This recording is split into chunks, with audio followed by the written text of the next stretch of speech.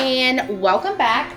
So it is Sunday afternoon, it's about 6 o'clock now, and I am getting dinner started. So I thought it'd be really fun to whip out the camera and show y'all what I'm cooking this afternoon. So originally we wanted to have chicken parmesan tonight, but we didn't have chicken breast, and Ryan went to the grocery store and there was absolutely no meat products on the shelves at all. So I had to do some rummaging through my pantry and my freezer, but then I thought, I'm sorry, I'm out of breath, but then I was kind of like, beef stroganoff sounds really good. Now, I don't know if you would typically use ground meat for that. I know like with the hamburger helper version of beef stroganoff, the meat is ground, but I think typically, Rico says hi. I think typically for beef stroganoff, you would use some type of like roast type of beef. I don't know. I've actually never made beef stroganoff before, but something about it just sounded really, really good. So I already kind of got a couple things prepped. I'll show y'all. So I have here just some veggies. So I have a quarter of an onion, 3 smaller cloves of garlic. I don't think bell pepper, Rico, I don't think bell pepper is typical in stroganoff, but I had like a bunch of little leftover bits of like orange and yellow and red. So I thought that'd be like pretty color wise in there. And then of course mushrooms, which is common. I don't have egg noodles, but we do have fusilli, so we're just gonna make do with that. And then over here I have my meat mixture. So this is just a pound of regular ground meat, and then also 2 links of Italian sausage. 2 links just because that's what I had in my freezer. I just had it in there just because I thought it'd give it some good flavor. And then in here I have just some olive oil, which I've seen Barefoot Contessa do this a lot. She'll add olive oil to like her ground meat mixtures. Just makes it rich, helps keep it moist. Of course, salt and pepper. I did some red pepper flakes. I did 2 teaspoons of Herbs de Provence. If I've butchered that, my bad. And then a good couple shakes of some Worcestershire sauce. So I just wanted to kind of show you guys what I had going here before I mixed it all up. And then over here, I have my pan of just some olive oil and butter that I started to burn. So I took it off my burner. So I'm just gonna make like little tiny meatballs out of this mixture. Oh, and I have an egg buried in here somewhere. I don't know if you can see it. So 1 egg too. I'm gonna make the meatballs a little bit smaller than like your standard size meatball, and I'm gonna cook them all. I don't think I'm gonna use all of the meatballs for this dish tonight, but I will pack up and freeze the rest, and then that way we have meatballs already cooked, ready to go in the freezer, which is always nice to have on standby. So I'm gonna mix this up and we'll start making our meatballs.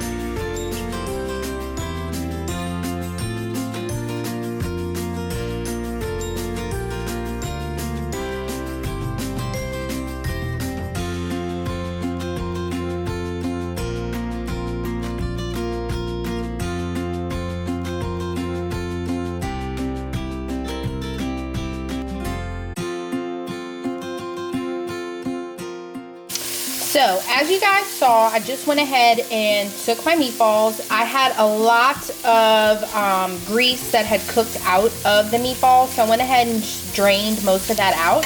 And then I added in my onions, my bell peppers, and my garlic. I went ahead and got a pot of water going. For my noodles, I'm gonna let that cook down for a little bit before I add in my mushrooms, just because I don't want those to get too overcooked. If you're seeing this, this is not because I'm ready to crack open a cold one. It is because I'm kind of in a little bit of a pickle right now. So this is where things get real.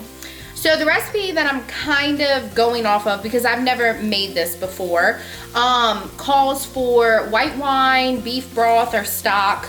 And I have white wine, but the thing is I obviously can't drink it right now being pregnant.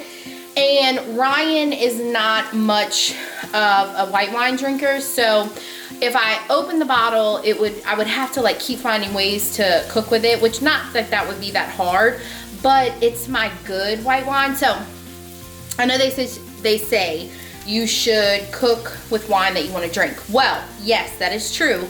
But I have like my white wine and my red wine that I buy that's like the higher end. And then I have my wine that's more in like the $10 to $15 range that is still just as delicious to drink, and I do drink it, or I did drink it when I wasn't pregnant, but I felt better about using that wine to cook with. So I'd rather save that. So I don't know. I'm in a little bit of a pickle, but this is where heroes are made, honestly. This is where we could totally find a new way to make this and it be just as delicious. So what I do have available is beer. Now, I love to cook with beer. I use beer in a lot of different recipes, but I don't know if it's necessarily going to give us the same flavors. I'm not really sure, but I really like the flavor of beer, so I don't see how it can go wrong. As for the beef, sorry, Rico's just very excited. As for like the beef broth portion, I have chicken stock, which I could probably use, or I could just use water, honestly. Sorry. So we're gonna figure that out. So what the recipe says to do, and I'll have the recipe that I'm going off of linked down below if you want like a legit recipe to go off of, not this hot mess that I'm doing. But this is honestly how I test recipes and how I come up with things, is I kind of just go off of what I have on hand, and a lot of times it works out for the better, thankfully. So what I'm gonna do, as the recipe states, I'm gonna add in my mushrooms, let those saute, and then I'm gonna add in my beer in place of the white wine, and we're gonna let the pan deglaze with that, and then we're gonna make a slurry mixture with Worcestershire, flour, and some type of liquid that isn't beef broth. So more on that later.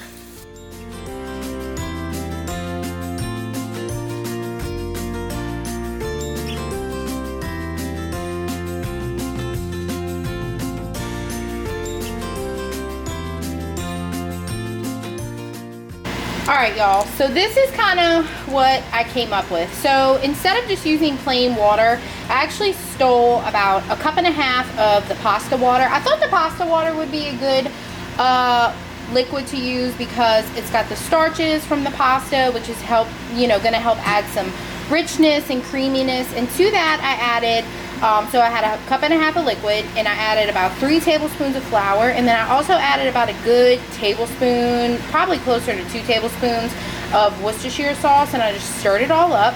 So I have over here, my beer has cooked down a good bit, so we're gonna go ahead and add this in. And we're gonna stir it up, let it simmer for a while, and then we'll add in our sour cream and pray to God that this tastes good. Which, if it doesn't taste good, this video will never see the light of day. So if you're watching this, that means we did it.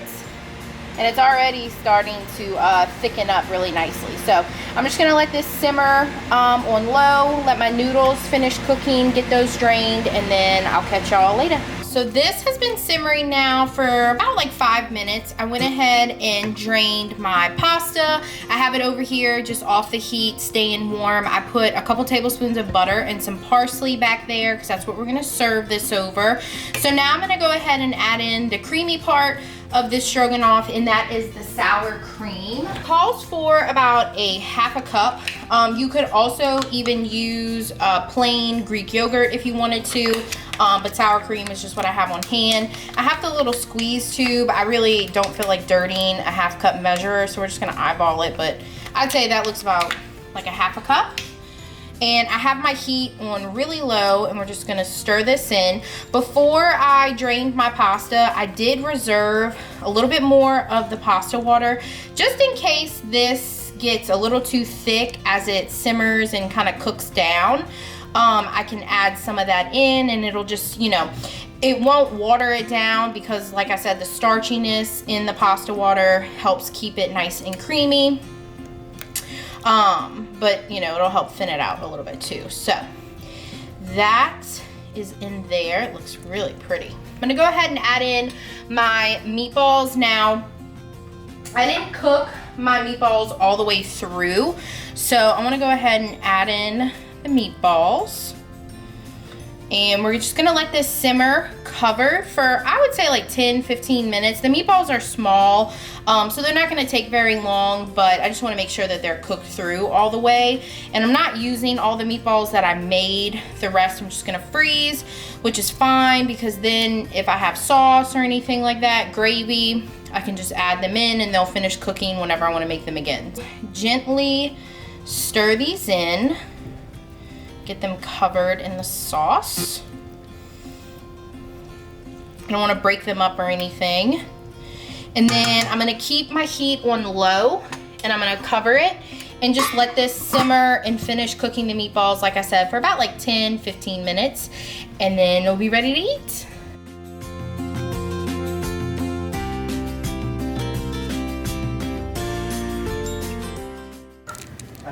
All right. Official taste test. I think I'm nervous.